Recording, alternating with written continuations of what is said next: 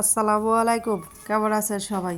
কাছে দূরে দেশে এবং দেশের বাইরে যে যেখান থেকে আমার ভিডিওটি দেখছেন বা শুনছেন, আশা করি সবাই ভালো আছেন। আলহামদুলিল্লাহ, আমরাও ভালো আছি। তো সকাল সকাল কিন্তু আর কি পিঠা খাবো, রাস্তা রেডি করতেছি। তো মাংস দিয়ে পিঠা খাবো। আমি কিন্তু চাউলগুলোর আগেই ব্লেন্ড করে রাখছিলাম, ওইটা আর আপনাদেরকে দেখালাম না। তো পিঠাগুলো কিন্তু মাশাল্লাহ খুবই সুন্দর হইতেছিল। তো আমি একটা একটা করে পিঠা বানাই দিতেছি আর মেয়েদেরকে এদিক দেখা খাবার জন্য বলতেছিলাম আর কি। তো প্লিজ যারা আবার ভিডিওটি দেখা শুরু করেছেন, প্রথমে একটা লাইক দিয়ে পুরো ভিডিওটি দেখা শুরু করবেন। হয়তো বা ভিডিও দেখতে দেখতে আপনার খেয়ালও না থাকতে পারে একটা লাইক দেওয়ার জন্য। তো আপনার একটি লাইক কিন্তু আমার কাছে অনেক মূল্যবান। আপনার মতো আর অনেকের কাছে আমার এই ভিডিওটি পৌঁছে দিতে সাহায্য করবে। তো আমরা যারা ভিডিও তৈরি করি তারা জানি একটা ভিডিও আর কি মেক করতে কতটা কষ্ট হয়।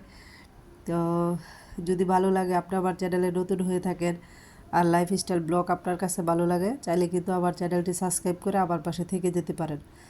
নোটিফিকেশন অন করে রাখবেন যাতে ভিডিও ছাড়ার সাথে সাথে আপনাদের কাছে পৌঁছে যায় এবং মূল্যবান সময় বের করে দেখে নিতে পারেন। আর যারা এই কাজটি করে নিয়েছেন তাদেরকে অসংখ্য ধন্যবাদ। সকালের রান্না খাওয়া শেষ করে কিন্তু দুপুরের রান্নার ব্যবস্থা করতেছি। তো বেশি কিছু রান্না না। তো এদিক দিয়ে কিন্তু উশি বা যেটা সিম বলে আর কি, আর আলু একসাথে বাজ্যা নিতেছি। তো এটারে কিন্তু আমগো এলাকায় কাইয়া উশি বলে। তো এটা মাছ দিয়ে পাক করলেই বেশি মজা হয়। তো আজকে মাছ দিয়ে উশি রান্না করব আর কি। তো তরকারি একটু কষাই নিতেছি। তো আজকে একটু বাবার বাড়িতে যাওয়ার প্ল্যান আছে। তো আমার মা একটু অসুস্থ আর কি, চোখের অপারেশন করানো হয়েছিল। তো এই 3-4 দিনের মতো হয়েছে, যাব বলতেছিলাম। তো মা বলতেছিল যে আসার দরকার নাই আর কি।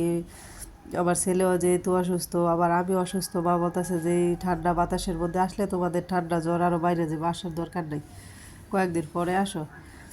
তো ভাবলাম যে একটু জায়গা দেখে আসি। তো যেই কথা সেই কাজ আর কি। তো অল্প অল্প করে রান্না বাড়া করে নিতেছি।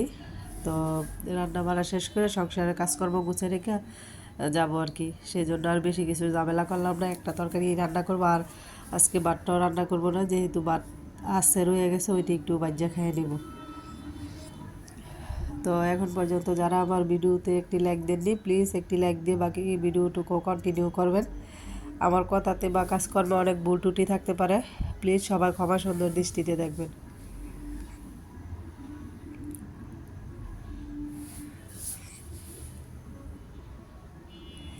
তো আমি কিন্তু এই সিমের তরকারিটা বেশিরভাগ সময় নিরামিষ আর কি, আলু টমেটো দিয়া লাবড়া সাবড়া যেটারে বলে আর কি, সরিষা দিয়া বাগার দিয়া খাইতেই পছন্দ করি। তো ধনিয়া পাতাগুলো মনে হইতেছিল নষ্ট হয়ে যাব। তো কাইটটা ছোট ছোট দুইটা পোটলা করে নিলাম, এখন ফ্রিজে রাখবো। যখন ঘরে ধনিয়া পাতা না থাকবো তখন বের করে তরকারিতে দেওয়া যাইব আর কি। তো মাঝে মধ্যে আমি এরকম করে ফ্রিজে রাখি। আর এদিক দিয়ে কিন্তু আমি খাবারটা গরম করে নিতেছি। তো মামিরা ঘরে যা ছিল তা খাইয়েই রওনা দিব।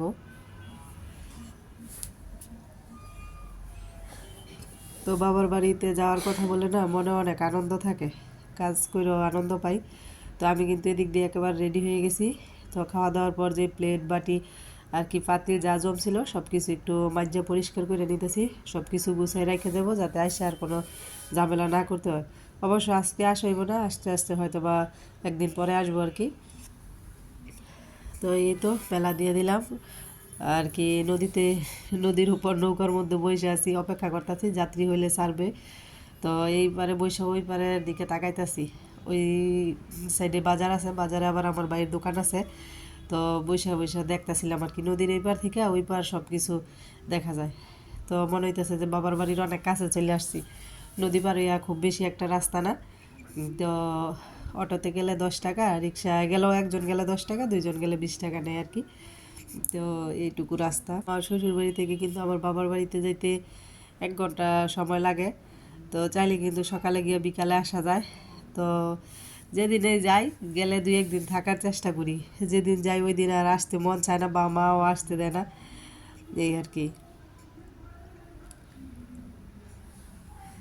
তো নৌকাটা কিন্তু ছাড়ছে, যাইতেছি। তো নৌকার মধ্যে কিন্তু প্রচুর বাতাস ছিল। ছোটো বাচ্চা নিয়ে যেহেতু যাইতেছি, বাচ্চারও ঠান্ডা আবার আমারও ঠান্ডা, তো ছেলেরকম সুন্দর করে গুড়িয়া গেটটা নিয়ে যাইতেছি আর কি। তো এটা কিন্তু হচ্ছে শীতলক্ষ্যা নদী। তো আমার আত্মীয় স্বজনের মধ্যে মনে হয় আমি এই নদীর এই পার আর বাকি সবাই নদীর ওই পার আর কি। এ,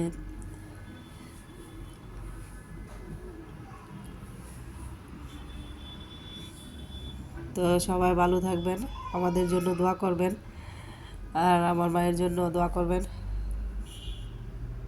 তো মায়ের চোখের অপারেশন করাইছে, আলহামদুলিল্লাহ ভালো, সব কিছু ভালো আছে। তো দেখতে গেছি, দেখা মন শান্তি আর কি।